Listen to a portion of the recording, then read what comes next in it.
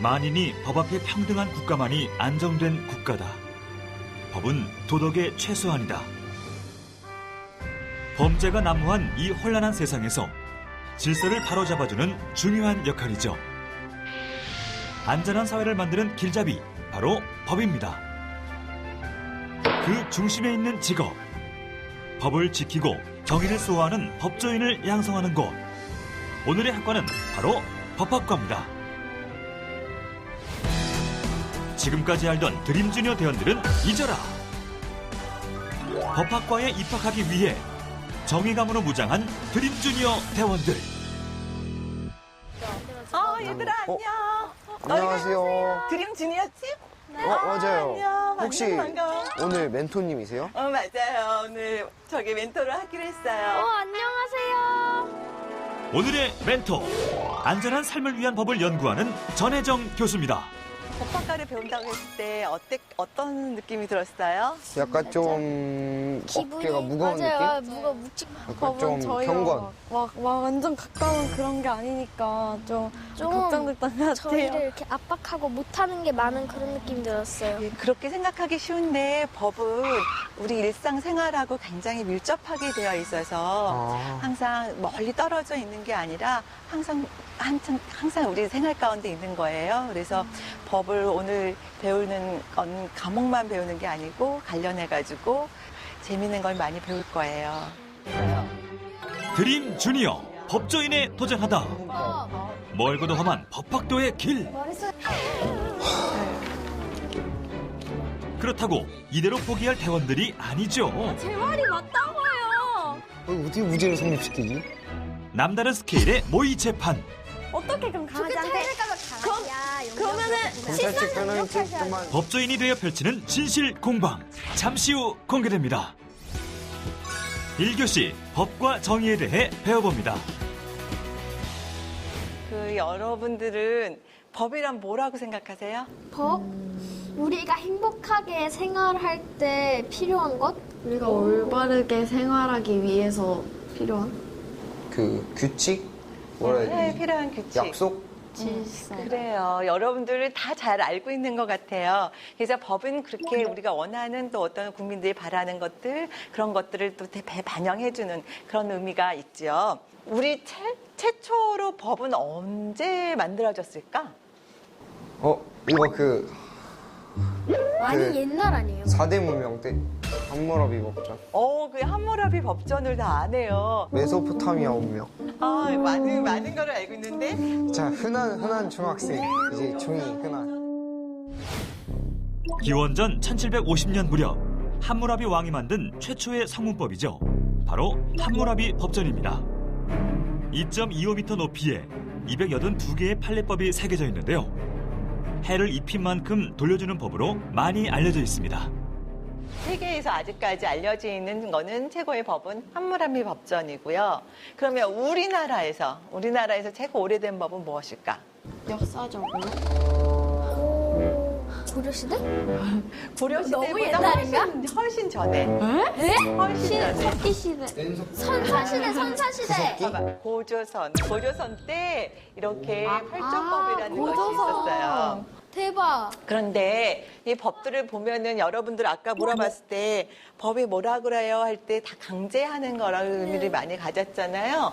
그럼 이렇게 상해를 입힌 자 곡물로 배상하고 사람을 살해한 자는 사형에 처하고 이런 식의 뭘 잘못했으면 너가 이에는 이, 눈에는 눈 이런 식으로 사람이 잘못했으면 엄하게 처벌을 받아야 된다라고 이렇게 그러니까 형법이 우와. 제일 많았었어요. 진짜 신기하다. 우리나라 최초의 법은 바로 고조선 8조법인데요. 상해를 입힌 자는 곡식으로 갚고 도둑질한 자는 노비로 삼는 것처럼 그 당시 엄격한 법률이 적용되었습니다. 현존하는 법 중에서 가장 최고에 있는 법은 뭘까? 헌법. 법 중에 법. 법위의 법. 그럼 법에는 어떤 법이라는 거는 뭐냐면 우리 국가가 만들어지려면 그 국가를 만들고자 하는 사람들의 뜻이 있잖아요. 네. 우리는 어떠한 나라를 만들 거야라고 생각했던 거, 그거를 다 모아놓은 통치 이념을 다 모아놓은 게 우리 법 위의 법, 헌법이에요. 우리나라의 그 법은, 우리나라는 자유민주주의다. 그래서 헌법 1조와 10조가 있어요. 헌법 1조 한번 읽어볼까요? 헌법 제1조 대한민국은 민주공화국이다. 10조. 모든 국민은 인간으로서의 존엄과 가치를 가지며 행복을 추구할 권리를 가진다. 10조에서 말하는 거는 인간의 존엄과 가치를 존중해야 된다는 거예요. 행복 추구. 행복도 추구할 수 있게 해줘야 되고. 왜 이런 게 나왔냐면 사람은 함부로 죽일 수 있는 법을 만든 거예요. 그러니까 그게 법에 따라서 그 법에 따라서 집행을 한 거기 때문에 아무 문제가 없었어요. 그런 적이 있었어요? 네, 그런 적이 있었어요. 유대인 대학살, 독일 사람들 나치가 그 대표적인 예가 유대인의 권리를 박탈시킨 뉘른베르크 법인데요. 유대인 대학살의 법적 근거로 사용되며 히틀러가 만든 악법 중의 악법으로 알려졌죠. 인간다운 삶을 보장하는 꼭 필요한 법, 헌법의 중요성을 알 수 있습니다. 또 어떤 법이 있을까?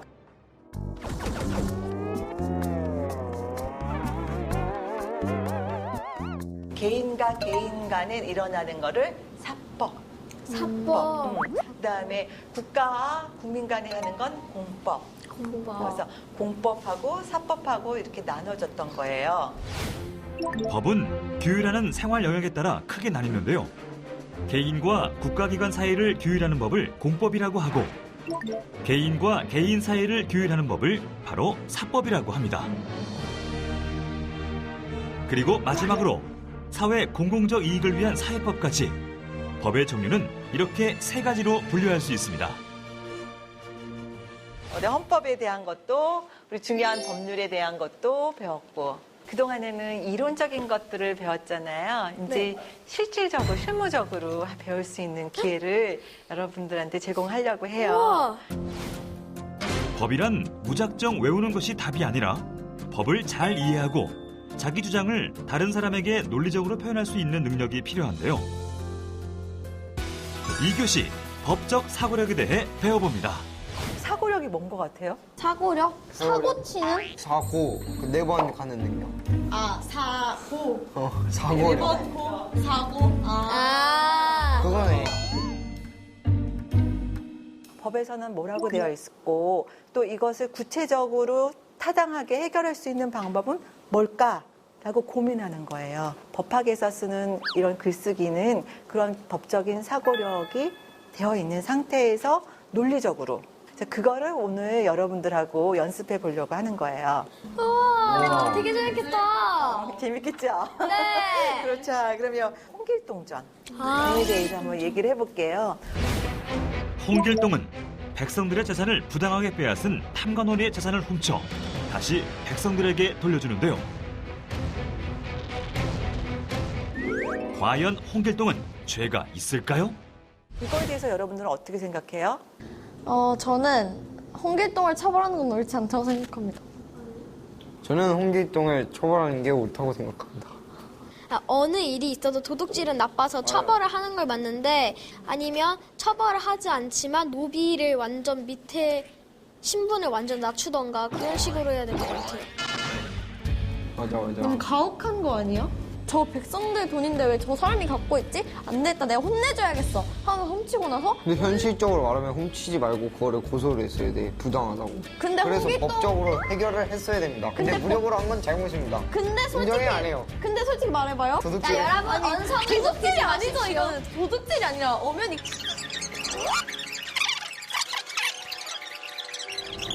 그러면 알레이나는 조용하게 있어요. 어떻게 생각해? 너무 세요. 옆에서 홍길동은 범죄를 저질렀기에 유죄라는 태원이와 알레이나. 반대로 정의로운 행동이라며 무죄를 주장하는 수지.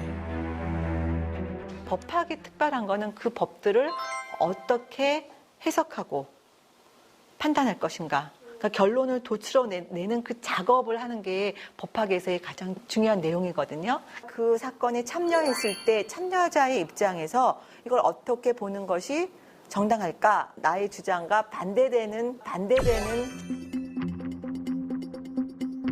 잠깐, 얘네 쪽의 의견을 저가 해야 되는데. 얘네? 예, 이쪽의 의견. 서로 입장을 바꿔 주장하기로 한 대원들. 이 난관을 어떻게 풀 수 있을까요? 대원들을 도와주기 위한 법학과 선배 등장! 법적 사고력을 키우기 위한 역지사지 미션! 각자 선배와 팀을 이뤄 반대 입장을 주장하라! 과연 대원들은 잘 해낼 수 있을까요? 아직도 이게 왜 이거를 반대 입장에서 해야 되는지 잘 모르겠어요. 도둑이 아니라 뭐 의인이다 이렇게 네. 생각을 하는 거야. 네. 그 양측의 의견을 고려를 해야 나중에 판사가 될 수도 있고 그런 그 자질이 생기는 거거든. 그러니까 이번에는 그것은 홍길동이 백성들을 위한 마무리를 절치해서 가져가기 때문에 그거는 별로 그렇게 나쁘다고 생각하진 않아요. 그럼 우리 한번 써볼까? 글을 한번 써볼까? 에? 이렇게 글을 쓴다고요, 저희가? 이제 우리가 글을 써서 발표를 해야 되니까 네. 한번 근데 최대한. 글은 어느 식으로 쓰나요? 자 글을 쓸 때는 주장합니다. 그리고 이유를 뒤에 나는 뭐뭐이기 때문입니다. 그러면 저희는 백성들이 인구가 더 많고 정부보다 뭐 진짜 정리를 보고 싶어요. 다수의 이익이 실현되는 부합하는 법을 실행해야 된다 이렇게 좀 멋있겠지. 그거예요. 아 멋있겠지. 뭐라고요?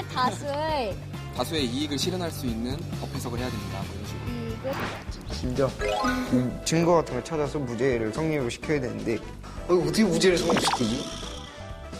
난관에 봉착한 대원이 그럼 태어나 최근에 네. 프랑스에서 매달려 있는 갓난아이 구한 사람 이야기 봤어 뉴스에서? 아니요, 설명 좀 해주세요. 그게 아기가 이제 난간에 위태위태하게 매달려 있는 걸 본 거야.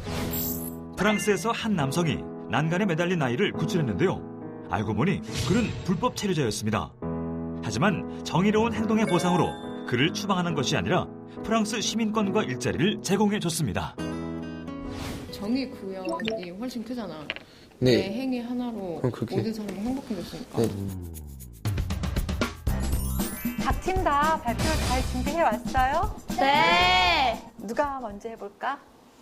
수시가요. 태연 오빠가요. 수지 언니를 추천합니다. 그럼 다수결을 위해서 우리 저는 솔직하게 수지 언니가 자기 주장을 얘기할 때 너무 세게 얘기해가지고 설마 이 언니가 바뀔까 하고 저 백성들 돈인데 왜 저 사람이 갖고 있지? 찔이 아니죠. 이거는 도둑질이 아니라 홍길동을 처벌하는 건 옳지 않다고 생각합니다. 과연 수지는 주장을 바꿨을까요? 저희가 한 주장은 특수강도죄를 처벌해야 한다는 주장입니다. 홍길동이 재산을 훔친 것은 탐관오리의 재산권을 침해하는 것이기 때문에 처벌받아야 한다고 생각을 했고요. 그리고 왕의 입장에서 홍길동은 나라의 법과 제도를 어기고 범죄를 저지른 역적이기 때문에 홍길동은 처벌받아야 된다고 생각을 했습니다. 보다 보니까 점점 홍길동이 잘하면 벌을 받을 만한 근거가 없지 않은데? 약간 이렇게 점점 생각하게 되고 다른 의견 관점에서도 생각하고 그 관점에 대해서 더 잘 알게 되는? 홍길동의 무죄를 주장했던 수지. 반대 입장에 서서 멋지게 유죄를 입증시켰습니다. 홍길동전에서 홍길동이 무죄인 이유를 제가 한번 발표해 보도록 하겠습니다. 프랑스에서 불법 체류자가 죽을 뻔한 아이를 구해주는 바람에 불법 체류자란 걸 들키게 되었는데요. 하지만 아이를 구해준 공을 인정하여 영주권 그리고 직업을 주었습니다. 자신에게 빼돌린 재물이 없고 공공의 이익을 위해 이렇게 행위를 한 것입니다. 관리들의 행보 때문에 많은 백성들이 힘들어하였고 그것을 본 홍길동은 백성을 위한 선한 마음으로 행한 것이기 때문입니다. 홍길동이 범죄자라는 과거 주장은 없고 무죄를 입증시킨 혜원이와 알레이나. 반대 입장에서의 그 주장들을 고민했었잖아요. 하고 나니까 어때요? 다른 사람 입장에서 한번 해보니까 이 사람도 이렇게 생각할 수도 있겠구나. 상대방한테 어떻게 반박할지도 좀 어느 정도 알 것 같고 진짜 사고력이 좀 많이 느는 그런 훈련 비슷한 거였던 것 같아요. 네, 맞아요. 그 일반적으로 법은 자기 주장만 하는 걸로 생각하기 쉬운데 상대방의 입장이라면 어떻게 했을까라는 것을 고민하면서 상대방의 말을 경청할 수 있게 되고 또 공감할 수 있게 되고 또 그러면서 사고력이 향상되고 이제 실제로 여러분이 판사, 검사, 변호사가 되어서 모의 재판을 해볼 거예요. 모의 재판하는 거예요? 저희가요? 직접요? 우와. 와, 대박. 재밌겠다. 미국에서는 저학년부터 꾸준히 헌법 교육이 실시되는데요. 눈높이에 맞춘 모의 재판을 진행해 법과 친해지는 발판을 마련하고 있습니다. 사람들에게 그 마음을 움직일 수 있도록 하는 설득력, 이런 것들이 모의 재판을 통해서 학생들이 연습할 수 있고 또 그걸 통해서 자기의 능력을 향상시킬 수 있는 그런 좋은 계기가 되는 거죠. 각자의 성향에 맞게 검사의 수지, 변호사의 알레이나, 판사는 혜원이가 맡았습니다. 이제 법조인이 되기 위한 준비는 끝났다. 드림주니어 최종 미션. 모의 재판에서 각자 맡은 법조인의 역량을 펼쳐라. 공정한 모의 재판을 위해 전직 검사 출신 이동기 멘토가 함께했습니다.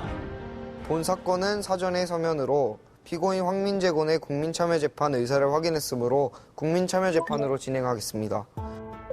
배심원의 의견도 고려해야 하는 재판. 검사의 공소여지 진술과 변호인 측의 변론을 시작하겠습니다. 드림주니어 모의 재판. 과연 어떤 사건일까요? 야, 이리 와. 누가 이렇게 여기다 이렇게 하라고 했어? 나가. 진짜 근데 못 살겠네. 진짜 집에서 쫓겨난 강아지가 이틀째 방치되자 치료를 위해 주인 몰래 데려온 민재군.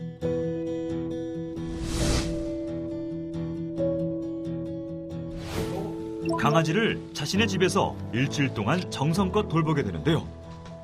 그러던 어느 날 우리 집 강아지 여기 있네. 민재를 찾아온 주인. 이 남의 집 강아지 가져가면 돼? 아저씨가 내쫓았잖아요. 내쫓은 적 없어. 빨리 줘. 출퇴근 좀 이제 와서 달라고 해요. 왜 그럴까? 빨리 줘. 안 돼요. 그냥 제가 키울게요. 학생 계속 이러면은 내가 가만두지 않을 거야. 결국 민재를 고소한 주인. 민재는 죄가 있을까요?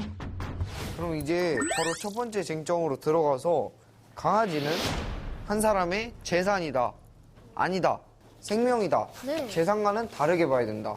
법률적 용어로는 불법 영득의사. 여기에서 이 황민재가 이 반려견을 훔칠 생각을 가지고 데리고 갔느냐. 김지수의 소유를 완전히 배제하고 자기가 키울 생각으로 과연 데리고 간 것인가 하는 것이 쟁점이 되겠습니다. 첫 번째 쟁점. 강아지를 훔친 것일까, 도와준 것일까? 황민재 씨가 강아지를 데리고 간 증거가 있나요? 네. 그럼 증거 제출하시겠습니까? 네, 제출하겠습니다.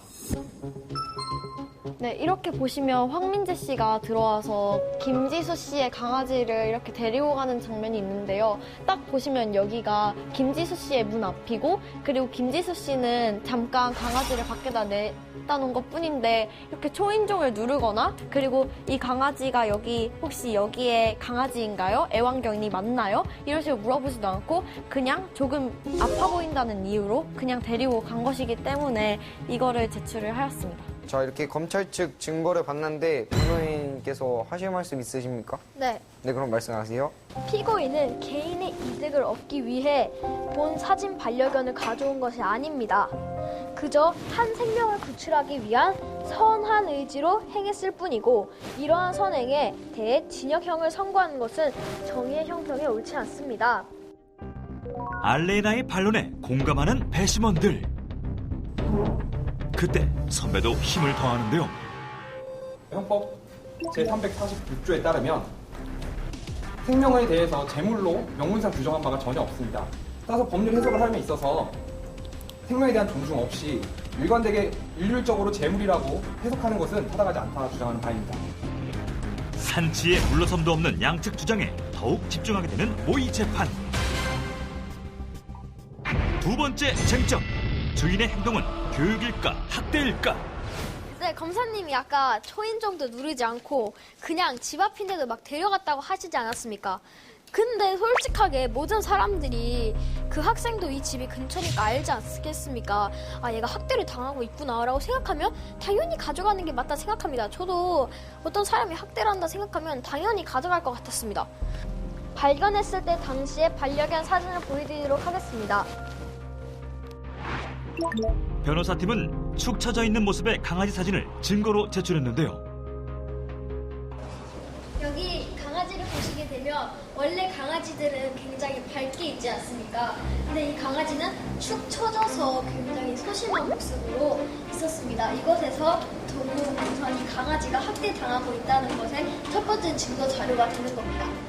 누가 이렇게 여기다 인사하고 했어? 빨리. 야, 운동아. 아, 진짜 맞아야 정신을 차리냐. 음성 파일까지 증거로 제출한 변호사팀. 검사 측 반론하시겠습니까? 이에 반론에 나서는 검사. 제가 분명히 말씀을 드리지만 음성 파일에 맞고 싶어? 라고 했지. 너 맞았어. 라던가 때린 그 소리는 안 들렸잖습니까? 그죠? 아무도 뭐 때린 소리 들으신 분? 안 들렸죠? 아무 곳에도 때린 소리는 안 들렸어요. 그냥 교육을 했다. 이게 잠시만요. 그게 좋게 타이른 거예요? 아니 그건 좋게 타이른 게 아니지 않습니까? 좋게 타이른 거죠. 어떻게 그럼 좋게 강아지한테 타이를까봐 강아지야. 그러면은 검사 측 변호인 이렇게 측 좀만 진정하시고 바로 마지막 최후의 변론에 들어가도록 하겠습니다. 양쪽에서는 마지막으로 한마디씩 부탁드립니다. 마지막 최후 변론의 시간. 피고인이 어떤 선한 마음을 가지고 강아지를 데리고 가서 치료를 하려고 했던 간에 사소한 것까지 하나하나 봐주다 보면 법이 있으나 마나 할 거라는 생각이 듭니다. 그렇기 때문에 저희 배심원분들이나 재판장 분들이 현명하게 생각을 해주시기 바라고요. 피고인에게는 징역 4월을 처해주시기 바랍니다. 존경하는 재판장님과 배심원 여러분, 피고인은 다만 그 강아지가 불쌍해 보이고 그 강아지가 학대받는 것 같아서 그 강아지를 위한 행동으로 굉장히 순수하고 선한 어린 친구의 마음입니다. 여러분들이 이 피고인의 사정을 잘 고려해서 너무 딱딱한 그런 법만이 아니라 살짝 따뜻한 마음으로 그 피고인을 바라봐 주셨으면 좋겠습니다. 배심원단의 좀 생각은 모아지셨나요?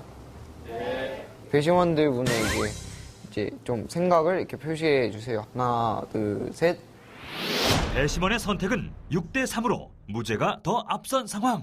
주인이 없는 반려견을 일주일간 보호한 것은 단지 생명에 대한 존중을 표시한 것이지 이것을 절도라고 볼 수 없다고 생각합니다. 훔친 게 훔친 것을 아니라고 인정하는 순간부터 논점이 흐려지기 시작합니다. 결국에 예외를 하나씩 두다 보면 이걸 악용하는 사람들이 나타날 것이고 악용하는 사람들이 나타나게 되면 이 사회의 법적 안정성이 흔들리게 될 것입니다.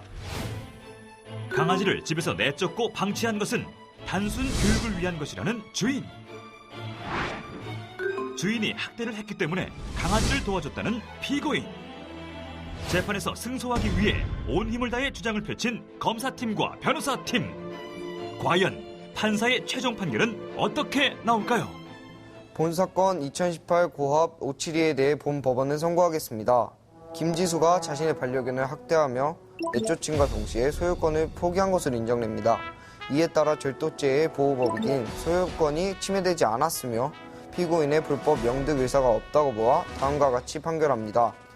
피고인 황민재 무죄.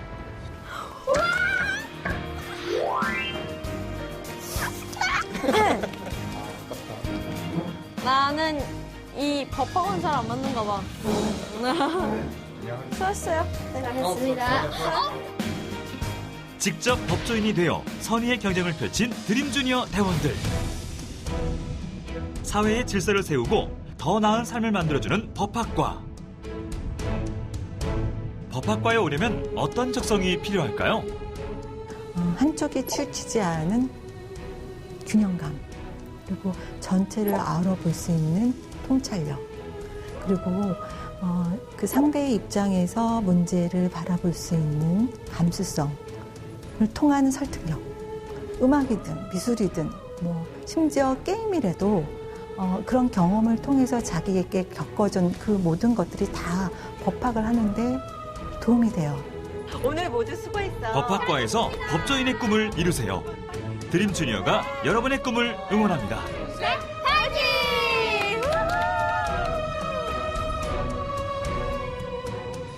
바람이 분다. 바람이 불어. 명대기사가 자신 취득하지 않는 데도 있잖아. 그러니까 이거를 공공의 이익 막 이런 걸로 얘기해야 돼. 이미지 찍을게요. 이 친구가 뭐 하는 걸로 찍을까요?